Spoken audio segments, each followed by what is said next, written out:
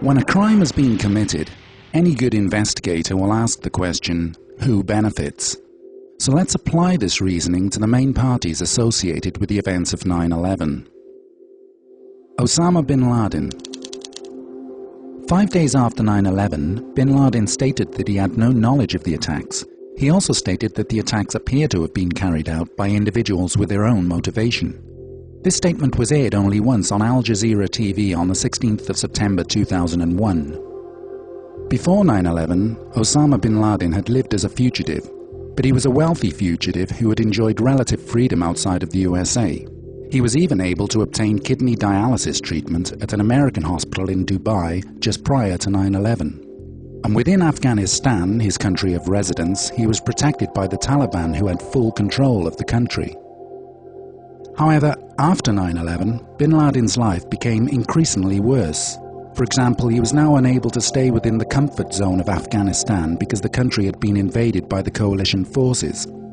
Bin Laden was also unable to freely visit other countries for hospital treatment because those countries would risk being accused of harboring a wanted terrorist. He would therefore have to spend even more of his money on protection, plus his future options would be extremely limited in terms of survival, finding a place to stay, finding the hospital treatment he needed, and planning future terror attacks. Numerous news reports from 2002 stated that bin Laden had in fact died. So when it comes to the question of who benefited from 9/11, on a scale of 0 to 10, Osama bin Laden scores 0. Al-Qaeda. Al-Qaeda was created by the CIA during the 1980s for the purpose of fighting off an attempted Russian invasion of Afghanistan. The CIA funded Al-Qaeda and supplied them with the weapons and intelligence they needed to ward off the Russian threat. When the Soviets withdrew from Afghanistan in the late 1980s, the CIA continued to fund Al-Qaeda, and many of its operatives were used as CIA assets. These operatives were used as double agents for use in anti-terrorism drills within the USA and for covert military operations.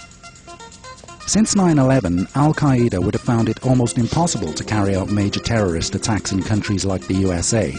For example, the Patriot Act in the USA allows the government to spy on all phone and email communications. So life for any terrorist organization will have become immeasurably worse since 9/11. In addition to this, the invasion of Afghanistan and the loss of so many of Al-Qaeda's main operatives would have seriously disrupted and undermined Al-Qaeda's ability to function as a terror group in the future. So when it comes to the question of who benefited from 9/11, on a scale of 0 to 10, Al-Qaeda scores 0.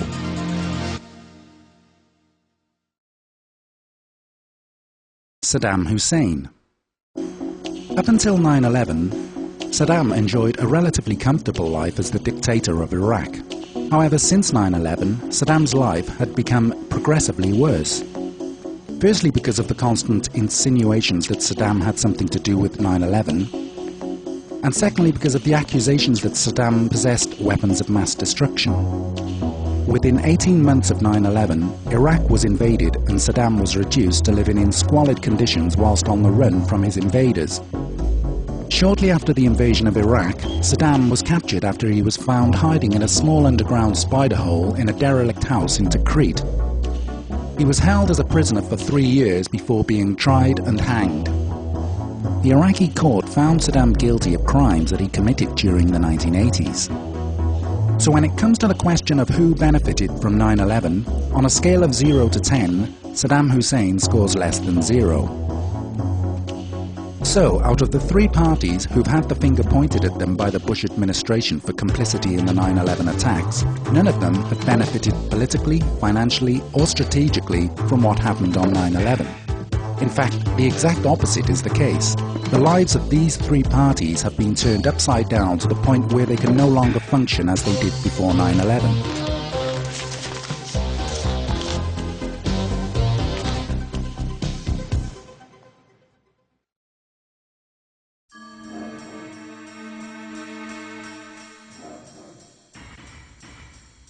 So who did benefit from 9/11? Larry Silverstein. This man became the leaseholder of the World Trade Center complex just a few weeks before 9/11. Silverstein faced the daunting task of having to remove the illegal asbestos that covered every steel beam in the Twin Towers. This job would have cost over $1 billion. When Silverstein took possession of the World Trade Center complex, he reworked the insurance policy on the complex to specifically cover terrorist attacks. After 9/11, Silverstein received $7 billion compensation from his insurers. That's a massive profit on his original $15 million investment. So when it comes to the question of who benefited from 9/11, on a scale of 0 to 10, Larry Silverstein scores 10.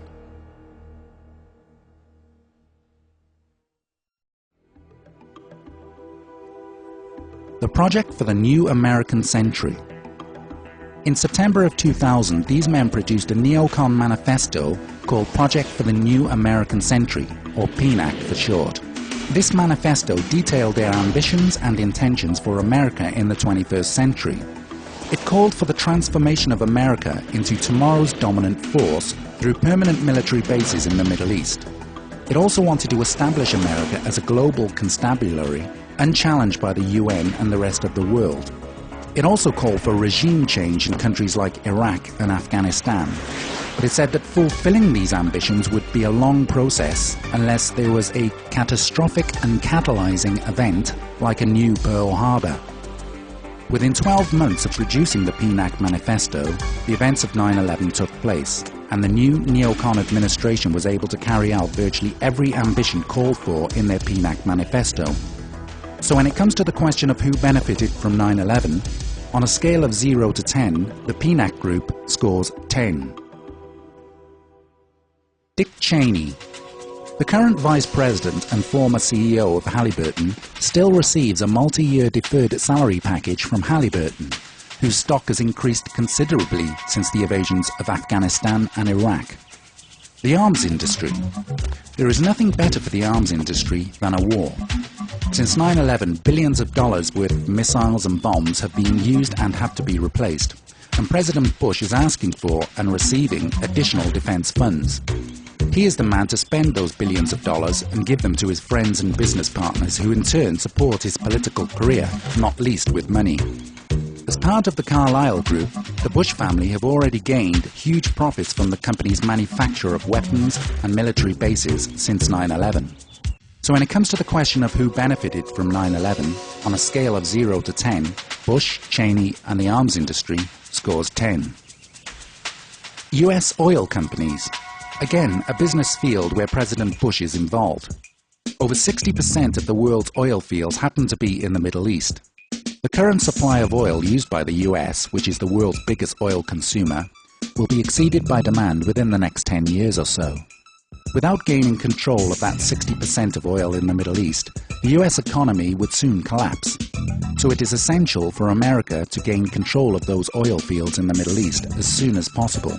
Not just for its own use, but also to control the supply of that oil to other countries such as China, which will soon become the most powerful nation on earth. Since the 1980s, US oil interests have wanted to build an oil pipeline from the Caspian oil fields down through Afghanistan. They wanted to do this in order to control the supply of oil to countries such as China. However, the Taliban, who occupied Afghanistan at the time, refused to allow the US to build this pipeline. However, just one day after America installed its own government in Afghanistan, the contract was signed to construct the pipeline they desperately wanted. So when it comes to the question of who benefited from 9/11, on a scale of 0 to 10, the American oil companies scored 10. The US government. The terrorist attacks on 9/11 gave the US government the excuse to further pursue its goal of a new world order by means of war. The Patriot Act allows the government to spy on the communications of every citizen. It also allows the sampling of DNA of any person convicted of any crime of violence. And it also allows arrest on suspicion, without a warrant, without probable cause, in secret, without notifying anybody, and without the right to see a lawyer. So the people who've been blamed for 9/11, i.e. Osama bin Laden, Al-Qaeda and Saddam Hussein, have gained nothing from 9/11 and lost everything as a result of 9/11. Whereas the people who pointed the finger of blame, i.e. Bush, Cheney and the PNAC group, gained everything they had wanted as a direct result of 9/11. The same is true of the World Trade Center leaseholder, Larry Silverstein, and of course the US oil and arms companies.